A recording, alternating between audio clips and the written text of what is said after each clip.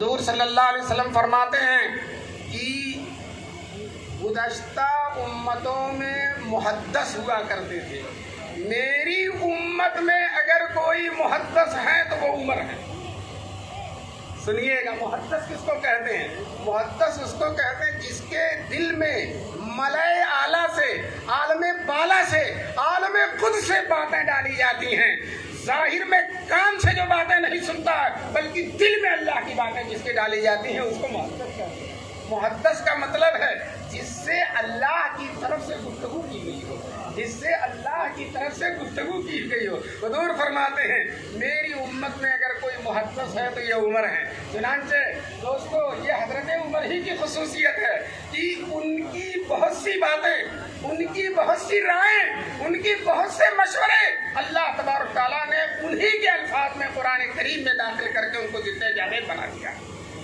حضرت عمر رضی اللہ تعالیٰ عنہ نے حضور سے کہا کہ ہم جب طواف کرتے ہیں تو طواف میں مقام ابراہیم جو آتا ہے وہاں ہم 2 رکعت نماز پڑھ لیا کریں۔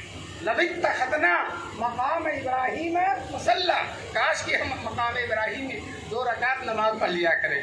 یہ عمر ابھی کہہ کے فارغ ہوتے ہیں جب تک جبریل آتے ہیں اور انہی الفاظ میں وحی الہی آ جاتی ہے، وَاتَّخِذُوا مِن مَقَامِ إِبْرَاهِيمَ مُصَلًّى، تم مقام ابراہیم میں نماز پڑھو۔ دوستو یاد رکھو، اس وقت سے لے کر آج تک اور قیامت تک جتنے مسلمان طواف کرتے رہیں گے اور طواف کر کے مقام ابراہیم میں نماز پڑھتے رہیں گے، ان کو جتنا ثواب ملے گا وہ سارا کا سارا ثواب تنہا حضرت عمر فاروق رضی اللہ تعالیٰ عنہ، کیوں؟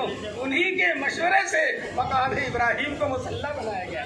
ایک دن حضرت عمر حضور صلی اللہ علیہ وسلم سے کہنے لگے کہ اللہ کے رسول، آپ کے گھر میں اچھے برے سب لوگ آتے ہیں، مومن بھی آتے ہیں، غیر مومن بھی آتے ہیں، کاش کی ازواج مطہرات پردہ کرتی۔ اس وقت پردے کا حکم نہیں اترا تھا۔ تو حضرت زینب نے کہا عمر، تم ہمارے گھر میں آ کے حکم چلاتے ہو، جبکہ ہمارے گھر میں وہی اترتی ہے، تم حکم چلاتے ہو۔ تو ادھر زینب نے ایسے انداز میں کہا ہمارے گھر میں حکم چلاتے ہو، اللہ تعالیٰ نے آسمان سے کہا کہ عمر کا حکم ضرور چلے گا انشاءاللہ۔ چنانچہ آیت اترتی ہے وَإِذَا سَأَلْتُمُوهُنَّ مَتَاعًا فَاسْأَلُوهُنَّ مِن وَرَاءِ حِجَابٍ۔ اے مسلمانوں، جب عورتوں سے، خاص طور سے ازواج مطہرات سے جب کوئی مسئلہ پوچھو تو حجاب کے پیچھے سے پوچھو، پردے کے پیچھے سے پوچھو، وہ پردے کے اندر رہیں اور تم باہر سے پوچھو۔ دوستو، آج پوری دنیا میں جتنی عورتیں پردہ کر رہی ہیں اور پردہ کر کے اپنی عصمت اور عفت کی حفاظت کر رہی ہیں، دوستو ان سب کا ثواب حضرت عمر فاروق رضی اللہ تعالیٰ عنہ کو جائے گا۔ سب کا ثواب حضرت عمر فاروق کو جائے گا۔ جو بھی برقع پہن رہی ہے دوستو، وہ سب کا سب حضرت عمر ہی کے ذریعے ہوا، انہی کی تحریک پر ہوا، انہی کی خواہش پر ہوا، انہی کی تمنا پر ہوا۔ دوستو، رسول پاک صلی اللہ علیہ وسلم کے ساتھیوں میں کچھ لوگ بظاہر صحابہ نہیں تھے اور جو ہے ایسے ہی ظاہری طور پر صحابی بن گئے، جن کو منافقین کہتے ہیں۔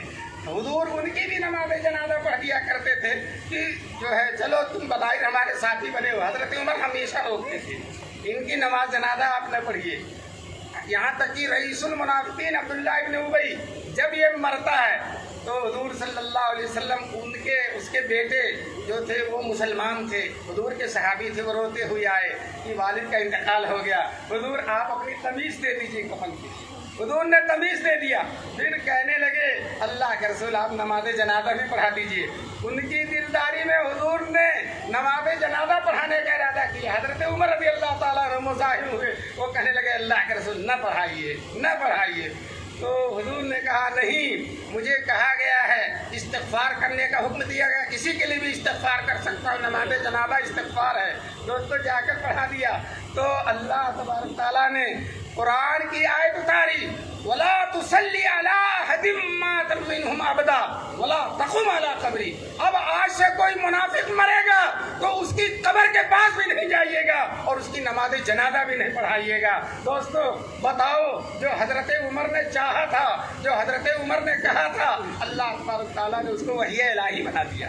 بدر میں 70 کفار گرفتار ہوئے تھے، अब उन जो पकड़े गए थे, इस्लाम को मिटाने के लिए आए थे, हुजूर को ख़त्म करने के लिए आए थे, मदीने को तहस व नहस करने के लिए आए थे।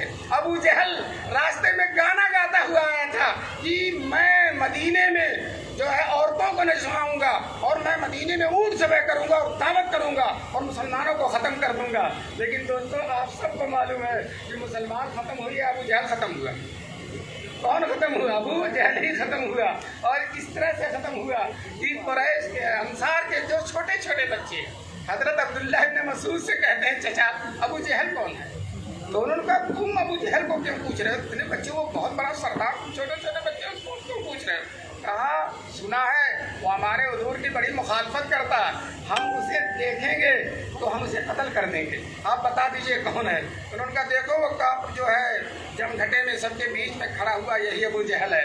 कहते हैं मेरा ये कहना था, इशारा करना था कि बच्चे शाहीन और बाज की तरह चपकते हैं और देखते देखते अबू जहल का काम तमाम कर देते। छोटे छोटे बच्चों ने उस बड़े सरदार का काम तमाम कर दिया। जब जमीन पर लिटा दिया तो अब आकर अब्दुल्लाह इब्न मसूद से कहते हैं, चचा हमने उसे कत्ल कर दिया, चलिए आप उसकी गर्दन काट दीजिए। अब्दुल्लाह इब्न मसूद जाते हैं और अबू जहल खाक और खून में तड़प रहा है, जिंदगी के आखिरी लम्हात में है, जान निकलने वाली है, उसके सीने पर बैठ जाते हैं। सीने पर बैठते हैं तो आँख खोल कर कहता है, बहुत बड़े आदमी के सीने पर बैठे हो, बहुत बड़े आदमी के सीने पर बैठे हो। फिर कहा, करोगे क्या? कहा, तुम्हारी गर्दन काटूंगा। तो उसने कहा, मैं काटने से मना नहीं करता, लेकिन जब मेरी गर्दन काटना तो जरा बढ़ा कर काटना। पूछा क्यों? ताकि कटी हुई गर्दनों में मेरी गर्दन जब रखी जाए तो लोग कहें कि सरदार की गर्दन है ये। दोस्तों, कहते हैं कुत्ते की दम को 1000 साल तक मट्टी में दबा दो, वो सी टेढ़ी की टेढ़ी ही रहेगी। रस्सी जल जाती है तब भी उसकी ऐठन जाती नहीं है।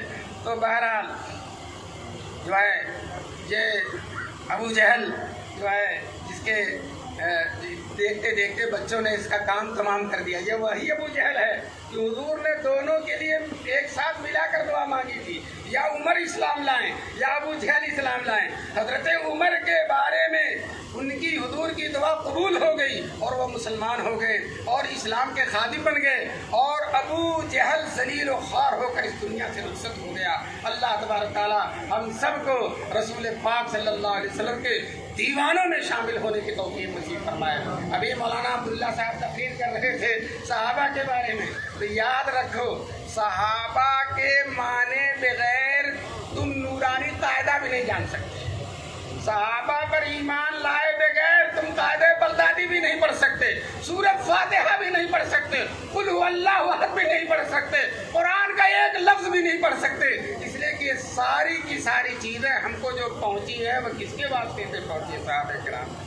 शीन कैसे पढ़ना, साद कैसे पढ़ना, जात कैसे पढ़ना है, ता कैसे पढ़ना, कुरान कैसे पढ़ना है, और दीन पर कैसे चलना है, नमाजें कैसे पढ़नी है, रोजा कैसे रखना है, हज कैसे करना है, ज़कात कैसे देना है, ये सारी की सारी चीजें हमको एक एक करके किसने बतलाया है? सहाबे किराम ने।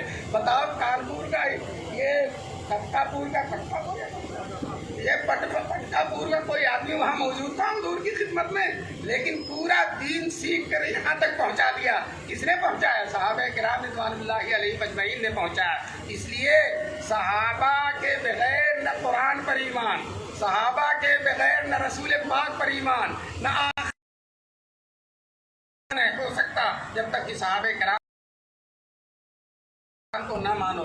सहाबे किराम तो हमसे जुदा हो ही नहीं सकते, हमारे दिल से नहीं जुदा हो सकते, हमारे ईमान से जुदा नहीं हो सकते। मिर्जा गालिब ने जो अपने महबूब के बारे में कहा, उससे बढ़कर हम अपने महबूब सहाबे किराम के बारे में कहते हैं। मिर्जा गालिब कहता है, दिल से मिटना तेरे अंगुष्ठ हिनाई का ख्याल, दिल से मिटना तेरे अंगुष्ठ हिनाई का ख्याल है, मेरे गोश्त से नाखून का जुदा हो जाना। जिस तरह से गोश्त से नाखून जुदा नहीं हो सकता, इसी तरह से सहाबे किराम की मोहब्बत हमारे दिल से इंशाअल्लाह जुदा नहीं हो सकती। हर हाल में मोहब्बत रहेगी, हर चीज में मोहब्बत रहेगी। जहाँ मोहब्बत के खिलाफ काम होगा, इंशाअल्लाह मोहब्बत में हमारा और इजाफा होता चला जाएगा। इस तरह से जहाँ गुलाब का फूल जब गोबर ज्यादा होता है तो उसमें खुशबू और ज्यादा हो जाती है। उसमें खुशबू और ज़्यादा। अल्लाह तबारक ताला हम सबको सहाबा से मोहब्बत रखने की तौफीक नसीब फरमाए। बहरहाल मैं ये कह रहा था कि हुजूर ने हजरत उमर को मुहद्दस फरमाया और उनकी मर्जी के मुताबिक, जरा गौर कीजिएगा, उनकी मर्जी के मुताबिक अल्लाह ने कुरान की आयतें उतारी हैं। तो दोस्तों, जिसे कुरान मानना होगा वो हजरत उमर की मर्जी को भी मानना पड़ेगा, उसे वत्तखज़ू मिन मक़ाम इब्राहीम मुसल्ला को भी मानना पड़ेगा। इज़ा सअल्तुमूहुन्ना मताअन फला फसअलूहुन्ना मिन वराइ हिजाब को भी मानना पड़ेगा। कुरान की बहुत सारी आयतें उलमा ने मुस्तकिल किताब लिखी है। कौन कौन सी आयतें हजरत उमर रज़ी अल्लाह ताला अन्हु के मर्जी के मुताबिक उतरी हैं, उलमा ने मुसलसल इस पर किताब लिखी है। तो जब अल्लाह उनकी मर्जी का लिहाज कर रहा, रसूलुल्लाह उनकी मर्जी का लिहाज कर रहा, सारी कायनात उनकी मर्जी का लिहाज कर रही है, तो दोस्तों हम सब मुसलमानों के ईमान का तकादा है कि हम